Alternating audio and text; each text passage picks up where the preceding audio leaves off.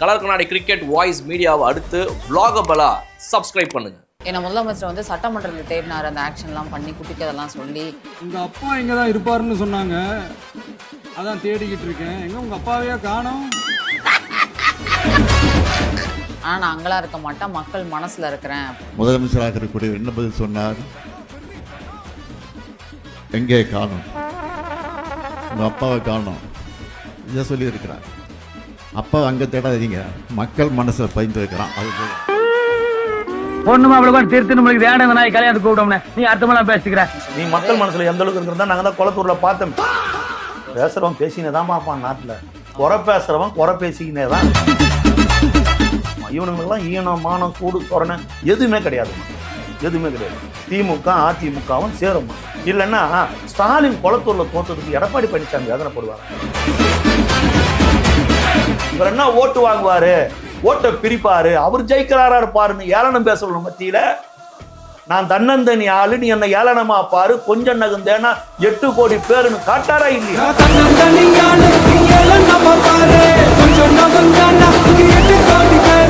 அடி கொஞ்சம் நிஜமான அடியாடா வாங்கினீங்க. ஏன் இவ்வளவு கோவம், ஏன் இவ்வளவு கதறல்? திமுக அதிமுக அவங்களோட ஆதரவோட பொது வேட்பாளரா சீமான் அவர்கள் நிக்க போறாரு அம்பாசமுத்திரத்துல. நீ பொது வேட்பாளரா வந்தாலும் சரி, புது வேட்பாளரா வந்தாலும் சரி, தமிழக வெற்றி கழகத்தை ஆட்டவும் முடியாது, அசைக்கவும் முடியாது.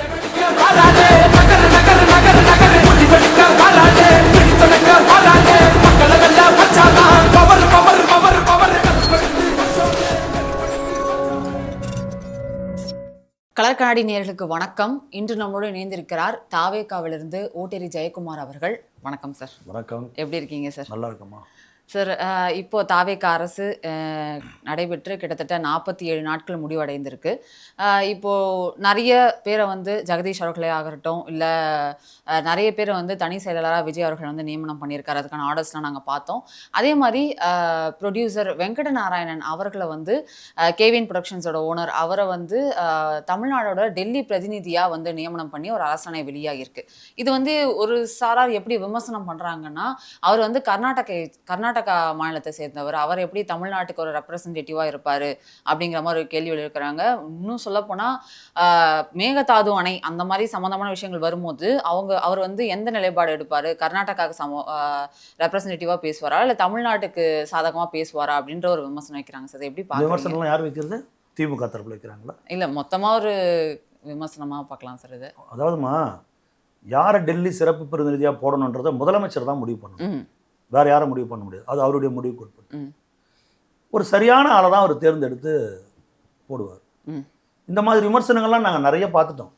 அரசியலில் பல ஆண்டுகளாக சட்டமன்றத்திலே நான் கன்னட பாப்பாத்தி தான் அம்மா சொன்னாங்க. அந்த அம்மா கன்னட பாப்பாத்தின்னு கர்நாடக விமர்சனம் பண்ணார். ஜெயலலிதா அம்மாவையே கர்நாடகத்தை பூர்வீகமாக சேர்ந்தவங்கன்னு சொல்லிட்டு அவங்க காலத்தில் தான் காவிரி பிரச்சனைக்கு அந்த பிக்சருக்கு வந்து ஒரு அழகுபடுத்தப்பட்டது அந்த அம்மாவுடைய காலத்தில் தான்.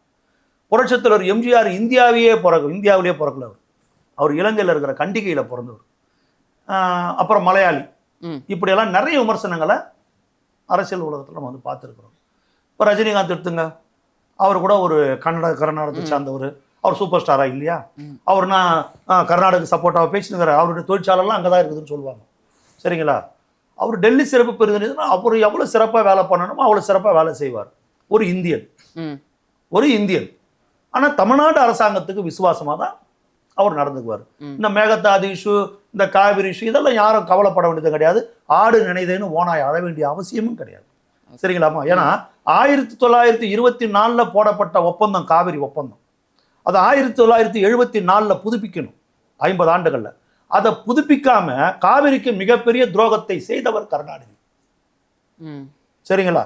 விவசாயிகள் உச்சநீதிமன்றத்தில் போட்ட வழக்க கூட அந்த வழக்கெல்லாம் வாபஸ் வாங்கிடுங்க அப்படின்னு துரோகம் பண்ணவர் கருணாநிதி. சரிங்களா? அப்புறம் கபினி அணை, ஏமாவதி அணை, ஆரங்கி அணைன்னு சொல்லிட்டு எண்ணற்ற அணைகள் கட்டப்பட்டது கருணாநிதியின் ஆட்சி காலத்துல தான். இந்த காவிரி பிரச்சனை மிகப்பெரிய தலைவலியா மாறினது கலைஞர் கருணாநிதியுடைய ஆட்சி காலத்துல தான். சரிங்களா?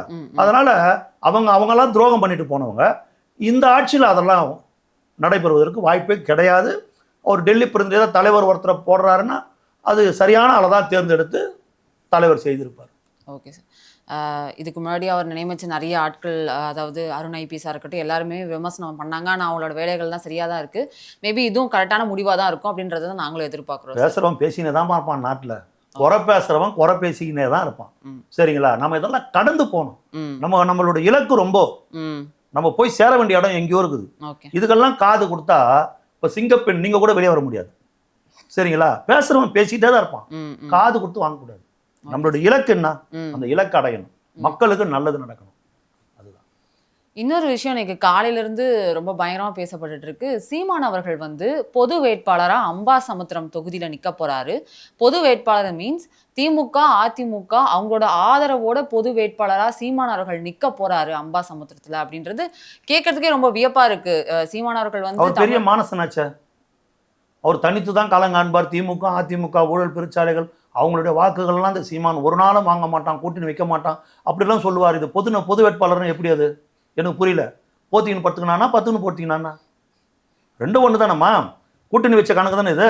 அப்புறம் கூட்டணியே ஒரு நாளும் நான் வைக்க மாட்டேன் இந்த அப்படியெல்லாம் பேசினாரு. எப்படி அவர் சொல்லிட்டாருன்னு எனக்கு தெரியல. பொது வேட்பாளரா நீ பொது வேட்பாளராக வந்தாலும் சரி, புது வேட்பாளராக வந்தாலும் சரி, தமிழக வெற்றி கழகத்தை ஆட்டவும் முடியாது, அசைக்கவும் முடியாது. சரிங்களா? நீ சீமான் வந்து ஒரு கட்சியுடைய தலைவராக இருக்கிறாரு. ஆனால் போன தேர்தலில் 4வது இடத்துக்கு போனார். டெபாசிட் இழந்தது இல்லை, 4வது இடத்துக்கு போனவர். மக்கள் அவரை வந்து அங்கீகரிக்கவே இல்லை. அவர் 2வது இடம் கூட வந்திருப்பாரு. தளபதி மீது அவர் வைத்த விமர்சனங்கள், தளபதியை ரொம்ப கடுமையாக ஒரு விமர்சனம் பண்ணார். மக்கள் ஒருமையில பேச, இந்த மக்கள் ஒரு நாளும் ஏத்துக்கல, அதை மக்கள் வந்து ரசிக்கல. அதோட விலை ஒரு 4வது இடம் போனார். இப்போ பொது வேட்பாளர் அவருன்றாங்க. இப்ப திருச்சியில ஏதோ ஸ்டாலின் நிக்க போறதா கூட ஒரு பேச்சு வருதுன்னு சொல்றாங்க. நிக்கட்டுங்க, பார்க்கலாம். புரியுதுங்களா? இந்த இடைத்தேர்தல் அத்தனை தொகுதிகளையுமே தமிழக வெற்றி கழகம் மகத்தான வெற்றியை பெறும். இப்ப ஸ்டாலின் திருச்சியில நிக்கிறாருன்னா நிச்சயமா சொல்றேன், ஸ்டாலின் டெபாசிட்டை இழப்பார். கொளத்தூர் தொகுதியில தோத்ததை கூட ரொம்ப அசிங்கமா தோப்பார். ஏன்னா ஒரு நேர்மையான ஆட்சி இருக்குது, ஒரு நல்ல ஆட்சி நடந்துன்னு இருக்குது. ஒரு அம்மா பேட்டி கொடுக்குறாங்க, நான் வந்து என்னுடைய குழந்தைக்காக ஜாதி சர்டிஃபிகேட் கேட்க போனேன்.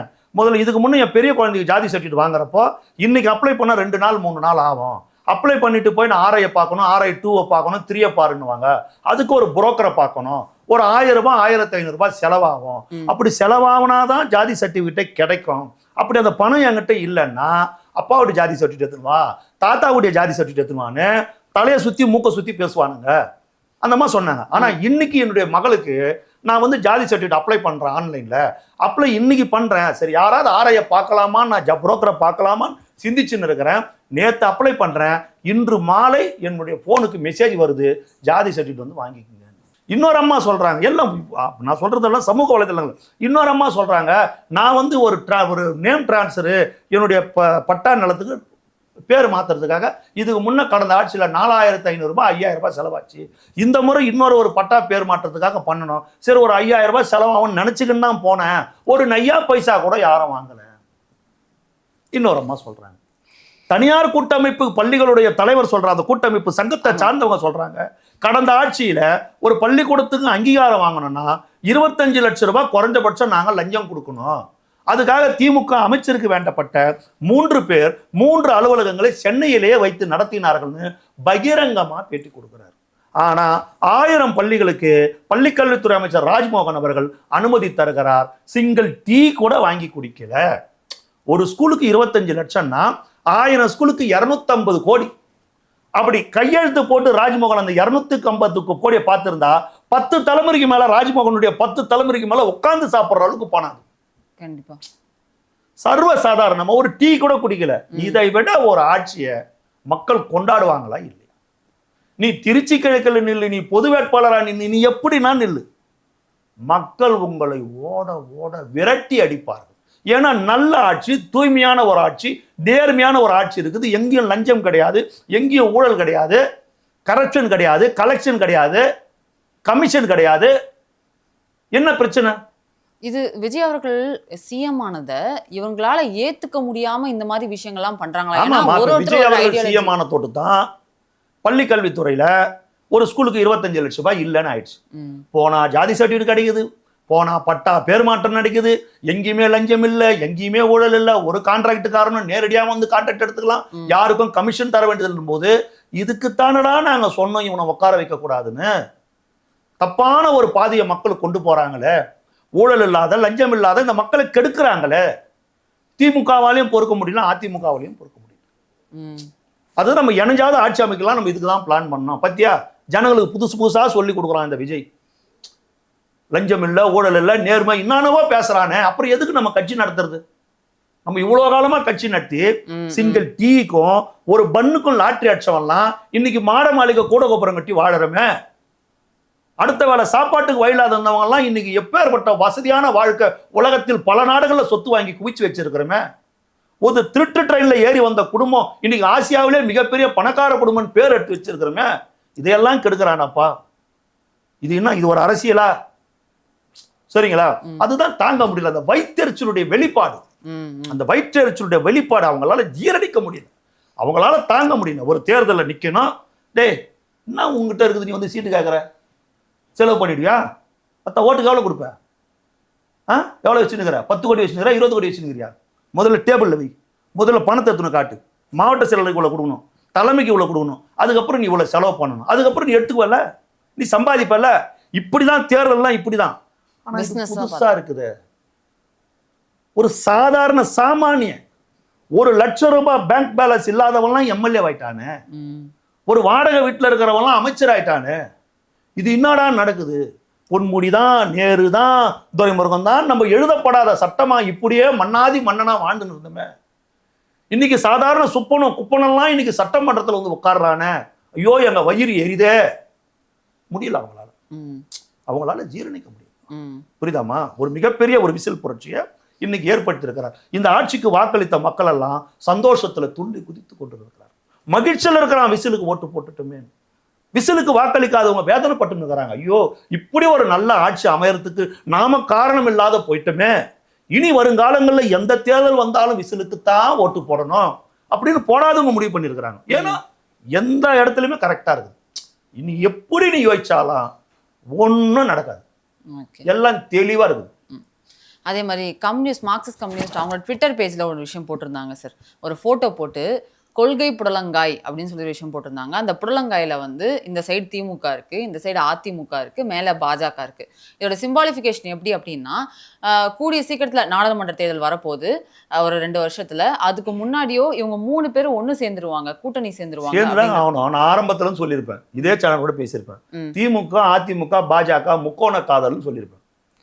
இவங்களோட ஐடியாலஜி எல்லாமே வேற சார். இவங்க ஒண்ணு சேர வாய்ப்பு இல்லை. இப்ப நம்ம முன்னாடி அதெல்லாம் சேருவாங்கம்மா, இவங்க எல்லாம் சேருவாங்கம்மா. இவனுங்களுக்கெல்லாம் ஈனம் மானம் சூடு சொரணை எதுவுமே கிடையாதுமா, எதுவுமே கிடையாது. திமுக அதிமுகவும் சேருமா? இல்லைன்னா ஸ்டாலின் கொளத்தூர்ல தோத்ததுக்கு எடப்பாடி பழனிசாமி வேதனைப்படுவாரா? இதை உண்மையான எம்ஜிஆர் தொண்டை ஏத்துக்குவானா?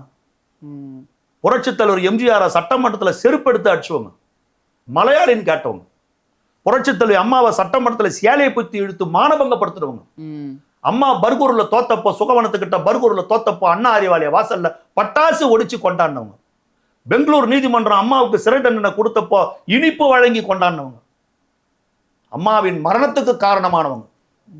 அந்த சிறையுடைய அந்த வேதனை தான் அம்மாவுக்கு, அந்த அம்மாவுடைய அந்த அவமானம், அந்த வேதனை தான் அம்மாவை கொஞ்சம் கொஞ்சமா கொன்னுடுச்சு.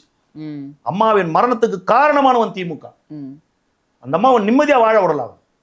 அந்த ஸ்டாலின் தோத்ததுக்கு எடப்பாடி பழனிசாமி வேதனைப்படுறாருன்னா இது யாராவது ஏத்துக்க முடியுமா? ஒரு அதிமுக தொண்டை ஏத்துக்க முடியுமா? அதிமுக இருந்து எல்லாம் வெளியே போறானா, ஸ்டாலின் வேதனைப்படுறாரு, ஸ்டாலின் வேதனைப்படுறாரு, அதிமுக. அப்ப இது எப்படி இருக்குது? எடப்பாடி பழனிசாமி ஊதறதும் ஸ்டாலின் ஆடுறதும், ஸ்டாலின் ஊதறதும் எடப்பாடி பழனிசாமி ஆடுறதும், தில்லானா மோகனாம்பாள் சிவாஜி பத்மினியை மிஞ்சி நடக்கிறாங்க 2 பேரும். அவ்வளவு ஒரு நட்பு, அவ்வளவு ஒரு பிணைப்பா இருக்கிறாங்கன்னும் போது இயற்கைக்கே மாறானதுராது, இயற்கைக்கே மாறானது. திமுகவும் அதிமுகவும் ஒரே நேர்கோட்டில் பயணிக்கும், கூட்டணி விற்கோன்ற பேச்செல்லாம் இயற்கைக்கே மாறானது. வாய் வழியா தான் சாப்பிட முடியும். இது இயற்கைக்கே மாறானதுரா. புரட்சித் தலைவர் எம்ஜிஆர் தீய சக்தின்னு சொன்னது கருணாநிதியும் கருணாநிதி குடும்பத்தையும், அம்மா தீய சக்தின்னு சொன்னது கருணாநிதியும் கருணாநிதி குடும்பத்தையும். அந்த கட்சியோடு இணக்கம்ன்ற பேச்சு வரும்போது பழனிசாமி என்ன சொல்லணும்னா, என் கழுத்தார்த்து போட்டாலும் அதெல்லாம் நடக்காதுங்கன்னு சொல்லியிருக்கணும். 4 நாள் பொதுவெளியில 2 பேரும் கூட்டணி அமைக்க போறாங்க, பழனிசாமி முதலமைச்சர் 4 நாள் நீ மறுப்பே சொல்லணும் போது நீ எல்லாம் ஒரு மனுஷனா? குரங்கு கடை கட்ச பூமாதன் மாதிரி இன்னைக்கு எடப்பாடி பழனிசாமி கிட்ட அதிமுகன்ற ஒரு மிக மகத்தான மக்கள் இயக்கம் கிடைச்சி சின்னாபின்னமாகிட்டு அந்த கட்சி. புரியுதுங்களா? எல்லாம் தமிழக வெற்றி கழகத்தை நோக்கி வந்துனுக்கிறான். உண்மையான திமுக எதிர்ப்பு எங்க இருக்குதோ அங்கதான் எம்ஜிஆரின் தொண்டனும் அம்மாவின் தொண்டனும் சங்கமிப்பான். உண்மையான திமுக எதிர்ப்பு இங்க எங்க இருக்குது? தமிழ்நாட்டுல தமிழக வெற்றி கழகத்துக்கிட்ட தான் இருக்குது. திமுகவை தீய சக்தி சொல்றது யாரு? தமிழக வெற்றி கழகம். எவனெல்லாம் கருணாநிதி குடும்பத்தை பகிரங்கமா எதிர்க்கிறானோ, அந்த குடும்பத்தை விடவே கூடாதுன்னு நினைக்கிறானோ, அவன் பின்னாடிதான் எம்ஜிஆர் தொண்டா நிற்பான். அதுதான் வரலாறு, கடந்த கால வரலாறு. இப்போ நீங்கள் சொல்லியிருந்தீங்க எல்லாரும் எம்ஜிஆர் தொண்டனாக இருக்காங்கன்னா அப்படின்னா கண்டிப்பாக தாவேக்களை வந்து சேருவாங்கன்னு. இன்றைக்கி அதே மாதிரி நடந்திருக்கு. மதிமுக வந்து திமுக கூட்டணியிலிருந்து வெளியில் வந்திருக்கு அப்படின்ற மாதிரி விஷயம் சொல்லியிருக்காங்க. அவர் முன்னாடி இருந்தே துரை வைகோவாக இருக்கட்டும் இல்லை வைகோ அவர்களாக இருக்கட்டும் அவங்கெல்லாம் பேசியிருந்தாங்க. நாங்கள் வந்து இந்த வேற ஒரு சின்னத்திலே நாங்கள் நின்று வாக்களிச்சலாம் ரொம்ப துரதிருஷ்டவசமான ஒரு விஷயம் அப்படின்னு சொல்லியிருந்தாங்க. ரொம்ப வைகோவை மிகப்பெரிய அளவில் அவமானப்படுத்தினாங்க. ஒரு கலைஞரை பார்க்க காவேரி ஹாஸ்பிட்டலுக்கு போனப்போ அவர் மேலே செருப்பு பேசினாங்க வைகோ. அதை மிஞ்சியும் பாவம் அவருடைய அரசியல் சூழ்நிலை, ஒரு சிறந்த ஒரு நாடாளுமன்றவாதி, ஒரு மிகப்பெரிய பேச்சாளர், மிகப்பெரிய நாடாளுமன்றவாதி, கடினமான உழைப்பாளி. தமிழ்நாட்டில் இன்னைக்கு பல பிரச்சனைகளுக்கு தீர்வு ஏற்பட்டுக்குதுன்னா அதுக்கு முக்கியமான காரணம் வைகோ. பல பிரச்சனைகளுக்கு முல்லை பெரியார் எதையுமே அவருடைய வாழ்நாள் அவர் விட்டு கொடுத்தது கிடையாது. ஒரு போராளி வைகோ அவர்கள். அவரை எந்த அளவுக்கு அவமானப்படுத்தணுமோ அந்த அளவுக்கு திமுக அவமானப்படுத்தி அவங்க சின்னத்துல அவரை நிக்க சொல்லி, புரியுதுங்களா? அவர் கட்சி நடத்தும் போது அவர்கிட்ட இருக்கிற அந்த கம்பம் ராதாகிருஷ்ணன் யாரையோ ஒருத்தரை அவரை வந்து ராஜினாமா பண்ண வச்சு உதயசூரன் சின்னத்துல நிக்க வச்சு அவரை ஜெயிக்க வச்சு அவரை திமுகவில் சேர்த்து மதிமுகவை எவ்வளவு அழிக்க முடியுமோ அழிச்சு அவ்வளவு வேலையை பண்ணாங்க. ஏதோ துரை வைகோ வந்து அதை விட்டு கொடுக்காம அந்த நாடாளுமன்ற தேர்தலில் பிடிவாதமா நின்ன தோட்டு அவர் தனியா ஒரு சின்னத்துல நின்று எம்பி ஆனார். இல்லைன்னா அவருக்கும் அசிங்கம் தான். அவர் பரவாயில்ல, அவர் விட்டு கொடுக்காம பண்ணார். ஆக இன்னைக்கு வந்து ஒரு சுதந்திர காற்றை வைகோ சுவாசிப்பது போல ஒரு நேர்மையான ஒரு ஆட்சி கூட இருக்கணும்னு நினைக்கிறாரு. இதுல என்ன தப்பு? சரிங்களா? திமுக கூட யாருமே இல்ல இப்போதைக்கு. ஆமா, அதுதான் ஸ்டாலின் சொல்றாருல்ல, நாங்கள் வந்து தனித்தே நிப்போம். தனித்து நிக்கல, நீ தனியா தான் நிக்கிற. முதல்ல தனித்து விடப்பட்ட தனியா தான் நிக்கிற. நல்லா புரிஞ்சுக்க. உனக்கு காரு பங்களா உனக்கு எல்லா வசதி வாய்ப்பு இருந்து நீ சாதாரணமா ஒரு பேண்ட் ஒரு ஷர்ட் போட்டுன்னு ஒரு செயின் மோதிரம் வாட்ச் எதுவுமே இல்லாத சாதாரணமா இருந்து சாதாரணமா வாக்கிங்க நடந்து போய் சாதாரண ஒரு ரோடு கடையில சாப்பிட்டீங்கன்னா அதுதான் எளிமை. உனக்கு ரொம்ப கஷ்டத்துல இருந்து வாடகை வீட்டுல இருந்து போட்டுக்கிறதுக்கு எதுவுமே இல்லாத நீ போய் ரோடு கடையில சாப்பிட்டு வச்சுக்கா, அது எளிமை கிடையாது. புரியுதுங்களா? அது அவருடைய நிலைமை. எளிமைக்கும் நிலைமைக்கும் நிறைய வித்தியாசம் இருக்கு. அந்த மாதிரி உங்களை வந்து யாரை வந்து தனித்து நீங்க தனியால நிக்கல, நீங்க தனித்து விடப்பட்டீங்க, தனியா தான் இருக்கிறீங்க. உங்களோட இருக்க பிடிக்கல யாருக்கும், உங்களோட கொள்கை பிடிக்கல, உங்களுடைய கோட்பாடு பிடிக்கல. புரியுதுங்களா? கம்யூனிஸ்ட் ஏன் வெளியே போறான்? கம்யூனிஸ்ட் வந்து தெளிவா அவங்க தெரிஞ்சுக்கிறாங்க. எப்படியும் திமுக வருங்காலங்களில் பிஜேபியோடு கை கோக்க போகுது. கொள்கை சமரசம் பண்றாங்க அவங்க முதல்ல அவங்க ஸ்மெல் பண்ணிட்டாங்க. இவங்க வந்து கண்டிப்பா பிஜேபியோட போறாங்க. ஏன்னா பிஜேபிக்கு திமுக தயவு தேவைப்படும். இவங்க கிட்ட நாடாளுமன்ற உறுப்பினர் மேல் சபை இவங்க தேவைப்படும். அப்போ அவங்க வந்து முடிவு பண்றாங்க இவங்க போறாங்க. அவங்க முன்னாடியே வெளியே வந்துட்டாங்க. இந்திய முஸ்லீமுக்கு அதை பார்த்து தான் வெளியே வந்துட்டாங்க. அண்ணன் திருமாவளவன் அவர்களும் அதை பார்த்து தான் வெளியே வந்துட்டார். இன்னைக்கு வைகோ வெளியே வந்துட்டார். ஏன்னா எப்படி அவங்க பிஜேபியோட தான் போறாங்க, அப்போ வெளியே வந்துட்டார். புரியுதுங்களா? இப்போ அவர் தனியாக தான் நின்று ஆகணும், வேற வழி கிடையாது. அவரோட யாரும் கிடையாது. ஒரே வழி திமுகவும் அதிமுகவும் தான் கூட்டணி வைக்கணும், வேற வழி கிடையாது. திமுகவும் அதிமுகவும் கூட்டணி நடக்கும், அதுதான் நடக்கும். அழகா அண்ணாவின் தம்பிகள் ஓரணியில் திரளுவோம்னு அறிக்கை கொடுப்பாங்க. அண்ணாவின் தம்பிகள் ஓரணியில் திரளுவோம். எம்ஜிஆரும் கிடையாது, கருணாநிதியும் கிடையாது. ஆக நம்ம ஓரணியில திரளுவோம், நம்ம ஒன்னா இருப்போம் அப்படின்னு எதெல்லாம் ஏமாத்தி கடிதம் எழுதி தொண்டர்களை ஊசிப்பி ஏதோ ஏமாத்துறது இவங்க தொழில். அப்படி செஞ்சு வருங்காலங்களில் திமுக அதிமுகவும் கூட்டணி வைக்கும். அதே மாதிரி அமைச்சர் செங்கோட்டன் இருக்காருல்ல சார், அவர் வந்து நேற்று ஒரு ப்ரெஸ் மீட் வந்து கோபிச்செட்டிப்பாளையம்ல கொடுத்துருந்தாரு. அப்போ வந்து கம்யூனிட்டி சர்டிஃபிகேட் ஜாதி சான்றிதழை வந்து ஆண்டாண்டு தோறும் வந்து மாறிக்கிட்டே இருக்கு. அதை வந்து ஒரே முறையாக ஐடி கார்டாக கொடுக்கலாம் அப்படின்றது தான் ஸ்டார்டிங்கில் அவர் சொன்னார்.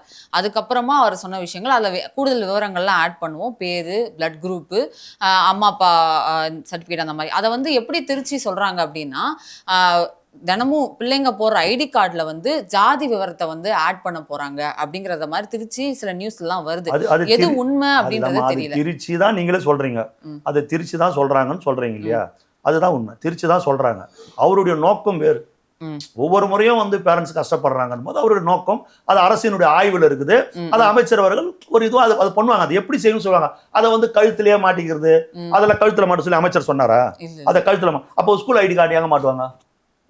ஸ்கூல் ஐடி எங்கே மாட்டுவாங்க?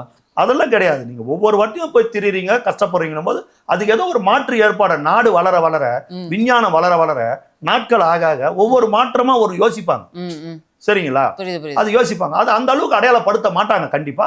அது எப்படியோ அவங்க ஒரு விதத்துல அவங்க யோசிப்பாங்க. ஏன்னா கயிறு கட்டுறதே அடையாளப்படுத்தக்கூடாதுன்னு எங்க பள்ளி கல்வித்துறை அமைச்சர் சொல்றாரு. நிறைய விஷயங்கள் சொல்லியிருந்தாரு. அதுதான் இப்ப ரெண்டும் மாத்தி மாத்தி இல்லைங்க, பள்ளி கல்வித்துறை அமைச்சர் சொல்றாரு கயரே அடையாளமாகுது, அதனால கம்யூனிட்டி தெரியுது, அது கட்டக்கூடாதுன்னு அவரே சொல்லும் போது அது வந்து சொல்றவன் 1000 சொல்லுவாங்க.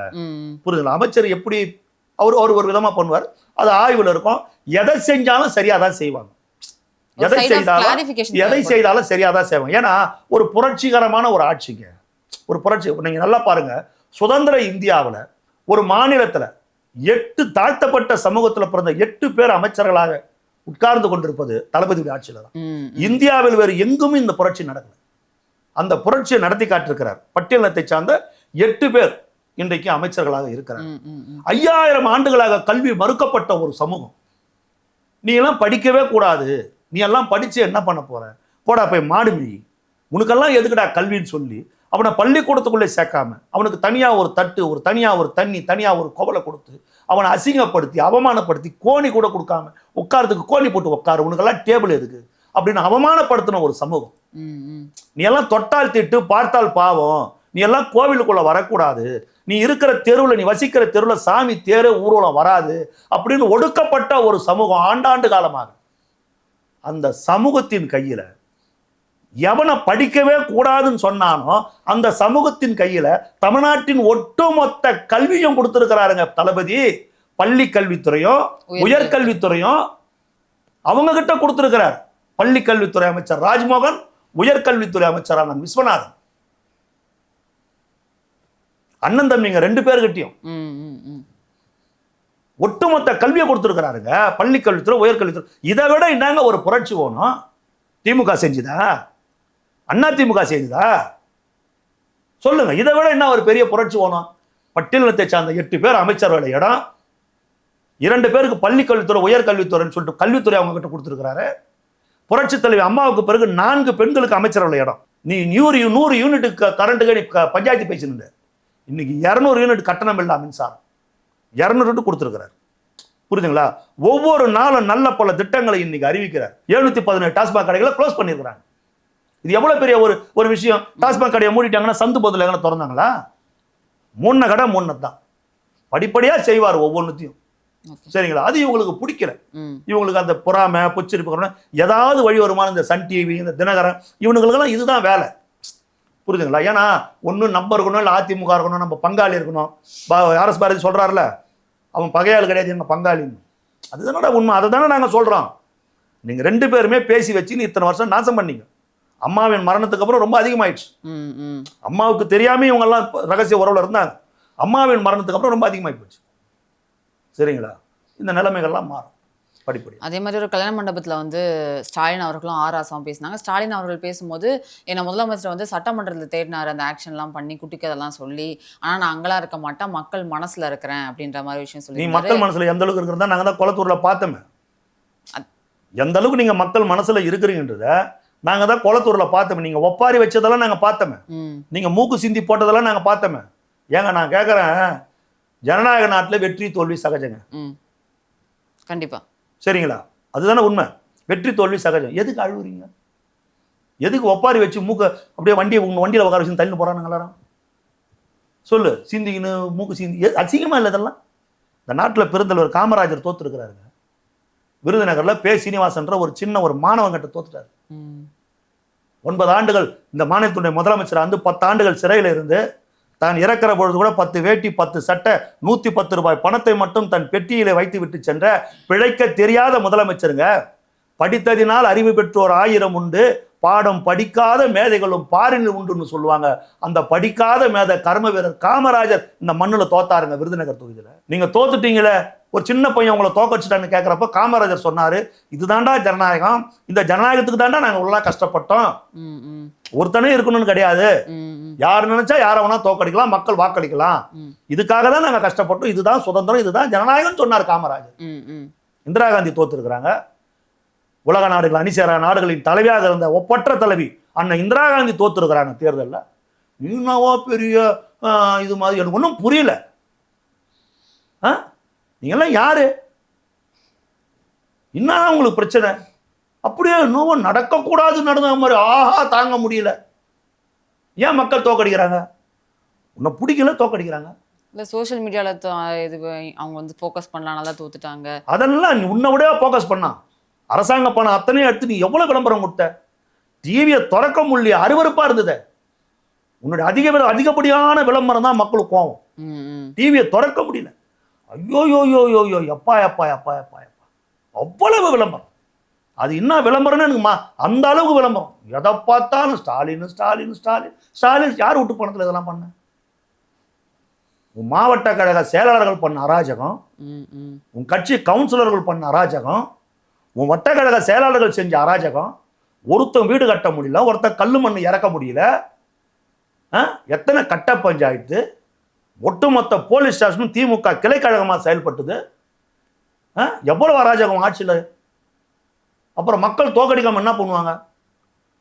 அப்புறம் நம்மள இவ்வளோ அமக்கள் அராஜகம் நடக்கும்போது சரி இவன் இல்லை அவன் இல்லை இவன் போது தங்களை காக்க வேண்டிய ரட்சகனா ஒருவர் வரும்போது மக்கள் ஏற்றுக்கினாங்க. எல்லாம் கரெக்டாக தானே போகுது, எல்லாம் சரியாக தானே இருக்குது, ஒரு பிரச்சனையும் இல்லைன்னா. ஒரு ஒன்றிய செயலாளர் தாவேக்காவை சார்ந்த ஒரு ஒன்றிய செயலாளர் ஒரு ஸ்கூலில் வந்து தளபதியுடைய போட்டாவை முதலமைச்சர் படம்னு மாட்ட போனார். அவரை கட்சியில் அடிப்படை உறுப்பிலேருந்து நீக்கிட்டாங்க. தவறுகள் அங்கொன்று இங்கொன்று நடக்குது, நடவடிக்கைகள் எடுக்கப்படுதுல, குற்றவாளிகள் உடனே கைது செய்யப்படுறாங்கல்ல, அவங்களுக்கு வக்காலத்து வாங்கி யாரும் போலல. சொல்லுங்க, நாங்கள் என்ன எஃப்ஐஆர் ரிலீஸ் பண்ணோமா? அண்ணா யூனிவர்சிட்டி எஃப்ஐஆர் ரிலீஸ் பண்ண மாதிரி வேற யாருன்னா வந்து ஸ்டேட்மெண்ட் கொடுத்துட போறாங்கன்னு அதையா பண்ணோம்? அப்புறம் புரியுதுங்களா? ஒரு நேர்மையான நல்ல ஒரு ஆட்சி இருக்குதுமா. இந்த ஆட்சி வந்து இது தொடரணும்னு மக்கள் விரும்புறாங்க. நீ எவ்வளவு குட்டி காரணம் போட்டாலும் சரி, திமுக ஒரு கட்சி இல்லாத போயிடுமா? நீங்க பாருங்க வருங்காலங்கள்ல திமுகன்னு ஒரு கட்சி இல்லாம போ. அந்த கட்சியில ஆதிக்கப்போர் பிரச்சனை, கனிமொழி, ஸ்டாலின், உதயநிதி நிறைய பிரச்சனை அந்த கட்சிக்குள்ளே ஓடினுது. கருணாநிதி குடும்பத்துக்கிட்ட இருந்து அந்த கட்சி ஸ்டாலின் கைக்கு போயிடுச்சு. இன்னைக்கு அது கருணாநிதி குடும்பம் கட்சியாக கிடையாது. கருணாநிதி குடும்பத்துடைய கட்சின்னா அதுல அழகிரி, ஸ்டாலின், கனிமொழி, தமிழரசு எல்லாம் சேர்ந்து வரணும், செல்வி எல்லாம் சேர்ந்து வரணும். இப்ப ஸ்டாலின் குடும்பத்துக்கிட்ட போயிடுச்சு கட்சி. இன்னைக்கு ஸ்டாலின், சபரிசன், துர்கா, செந்தாமரை, உதயநிதி சம்சாரம் இவங்க தான் முடிவு பண்றாங்க அந்த கட்சியை. இவங்கெல்லாம் பாவம் வெளியே இருந்து வேடிக்கை தான் பார்க்கணும். அழகிரி ஒன்றும் பண்ண முடியாது, தமிழரசு ஒன்றும் பண்ண முடியாது, யாரும் ஒன்றும் பண்ண முடியாது. கனிமொழியே ஒன்றும் பண்ண முடியல. இன்னைக்கு இன்னும் கொஞ்சம் காலம் போனா கனிமொழிக்கு தேர்தல் நிற்கிறது கூட சீட்டு கொடுக்க மாட்டாங்க. ஸ்டாலின் கையில இருந்து அந்த கட்சி இப்போ உதயநிதி கைக்கு போயிடுது. ஆனா உதயநிதியோட தலைமை வந்து சில சீனியர்ஸ்க்கு வந்து பிடிக்கல, டிஎம்கே பிடிக்கலமா, உதயநிதியோட நடவடிக்கை பிடிக்கலமா. சீனியர்ஸுக்கு உதயநிதி தலைமை இல்லாமா, உதயநிதியுடைய நடவடிக்கை சீனியர்ஸுக்கு பிடிக்கல. அவருடைய பேச்சுல ஒரு தெளிவு இல்லை, ஒரு பேச்சுல ஒரு மரியாதை இல்லை. உங்க அப்பாவை காணோன்றது, உங்க அப்பா அரசியல்ல இருக்கிறாரு, அரசியல்ல இருக்கிற ஒருவரை நேரடியா பேசுறாரு. அதுவும் எதுக்காக பேசுறாருன்னா எங்களுக்கும் கதைகள்லாம் தெரியும்னு சொல்லி பேசுறாரு. உங்களுடைய உடல் மொழியெல்லாம் இன்னான்றது நாங்க சட்டமன்றத்தில் பார்க்குறோம். உங்க முக பாவனைகள், உங்களோட உடல் மொழிகள், நீங்கள் எங்கள் கட்சி எம்எல்ஏக்களை எந்த அளவுக்கு ஒரு அவமானமா பண்ற மாதிரி நீங்க என்னென்னலாம் பாவலா காட்டுறீங்க, அதெல்லாம் நாங்க பார்த்துக்கிட்டு தானே இருக்கிறோம். சொல்லுங்க, எங்கப்பா இங்க தான் இருப்பாருன்னு சொன்னாங்க, காணும்னு சொன்னதுக்கு உன்னுடைய ரிப்ளை என்ன? இதை தமிழ்நாட்டு மக்கள் ரசிப்பாங்களா? உடனே செங்கல்பட்டு கோர்ட்டுக்கு போற, கணவனை காணணும் மனைவி தேடுறாங்கன்னு. கணவனை காணவன் யாருன்னா சொன்னாங்களா? என் கணவனை கண்டுபிடிச்சி கொடுங்க காணவன் யாருன்னா சொன்னாங்களா? வழக்கு தானே போயிடுது, விவாகரத்து வழக்கு. காணன்னு சொன்னாங்களா யாருன்னா? நாங்கள் பேசணுமா? பால்டாயில் கதையெல்லாம் நாங்கள் பேசணுமா? சொல்லுங்க. பால்டாயில் குடித்த கணவனை காப்பாற்ற மருத்துவமனையில் மனைவி போராடிய கதை நாங்கள் பேசணுமா? நாங்கள் எடுத்து பேசட்டுமா? சொல்லுங்க. உங்க வண்டவாளம்லாம் தண்டவாளம் ஏறிடும். அவ்வளவு கீழே அரசியல் பண்ண மாட்டோம். உங்க தாத்தா காலத்துல இருந்து பேசிடுவோம். விமர்சனங்கள் வைக்கிறது ஒரு பக்கம் இருந்தாலுமே முதலமைச்சர் ஒருமையில பேசுறது எந்த விதத்துல நியாயமேனா, ஆர்எஸ் அவர்கள் வந்து நாதாரி முதலமைச்சர்கள்லாம் வந்து சட்டமன்றத்தில் இருக்கும் போது நம்ம தலைவர் போறதுக்கு என்ன அப்படின்ற மாதிரி பேசுறாங்க. இது எப்படி சார் பாக்குறீங்க? இது திமுகல இருக்கிற எல்லாருமே பொதுக்கூட்டம். ஆராசா ஒரு திருட்டு பையன், 2G ஸ்பெக்ட்ரம் ஊழலில் போய் சிறையில் இருந்துட்டு வந்த ஒரு சிறை கைதி. அந்த வழக்கு போய்கின்னு இருக்குது, புரியுதுங்களா? ஒரு சிறை கைதி ஒரு நாதாரி வாயிலிருந்து நாதாரித்தனமான வார்த்தை தானே எதிர்பார்க்க முடியும் சொல்லிங்களா? அவர் திருமாவளவன் எவ்வளவு கேவலமா விமர்சனம் பண்ணார். ஆமா, ட்வீட் போட்டிருந்தாரு. எவ்வளவு கேவலம்! அது ரசிக்கக்கூடிய அளவுல பேச்சா? எவ்வளவு ஒரு கேவலமான ஒரு பேச்சு! நீ பேசலாமா? எவ்வளவு ஒரு கேவலம்! அப்புறம் வந்து நாதாரிலாம் முதலமைச்சர்ன்ற நாடு காக்க புறப்பட்ட நல்லோர் கூட்டத்தின் நாயகராக நாட்டு மக்கள் இன்றைக்கு தளபதி தலைமையில் தூக்கி வைத்து கொண்டாடுகிறார்கள். மக்கள் தீர்ப்புக்கு நீங்க கொடுக்குற மரியாதை அது? தளபதி நான் முடிசூட்டின்னு வந்துட்டாரா? கருணாநிதிக்கு பிறகு ஸ்டாலின், ஸ்டாலினுக்கு பிறகு உதயநிதினு வந்தாரா? ஒரு சாதாரண ஒரு இணை இயக்குனருக்கு மகனாக பிறந்தவர், எழும்பூர் அரசு மருத்துவமனையில் ஒரு சாதாரண குடும்பத்தில் பிறந்தவர். சினிமாவில் சின்ன சின்ன வேடங்களில் முதல்ல குழந்தை நட்சத்திரம் அறிமுகமாகி ஒரு சின்ன வயசில் ஒரு கதாநாயகனை அறிமுகமாகி இந்த முகம்லாம் சினிமாவில் எடுபடாதுன்னு எத்தனை பேரும் கிண்டல் கேலி பேசினப்போ அதையெல்லாம் காதலை பொருட்படுத்தாமல் இலக்கு ஒன்றையே தன்னுடைய குறிக்கோளாக வைத்து தன்னுடைய பயணத்தை தொடர்ந்து மகத்தான வெற்றியை பெற்று தமிழ்நாட்டு மக்களின் உள்ளங்களிலும் இல்லங்களிலும் நிரந்தரமாக குடிபுகுந்து கோடிக்கணக்கான மக்கள் இதய சிம்மாசனத்தில் உட்கார்ந்து தமிழ்நாட்டின் யாரும் நெருங்க முடியாத உச்ச நட்சத்திரமாக உட்கார்ந்து இவனெல்லாம் கட்சி நடத்துவானா?